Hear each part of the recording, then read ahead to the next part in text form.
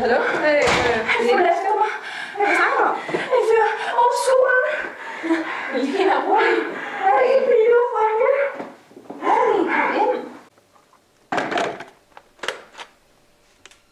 Men jeg så ikke engang hans ansigt. Så er du sikker på, at vi ikke skal ringe efter nogen? Det er ikke nødvendigt. Jeg overreagerer sikkert bare. Men hey, hvor skulle dine forældre egentlig hen? Nå, de er til et eller andet firmafest, halløj.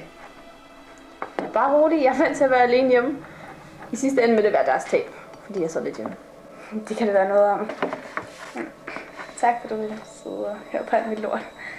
Tingene har bare ikke rigtig været sammen siden du ved nok. Jeg tror ikke engang, mine forældre ville tro på mig, hvis jeg fortalte dem alt det her. De siger bare, jeg tror, jeg vil have opmærksomhed. Hey, stop med det der. Jeg har sagt det til dig før.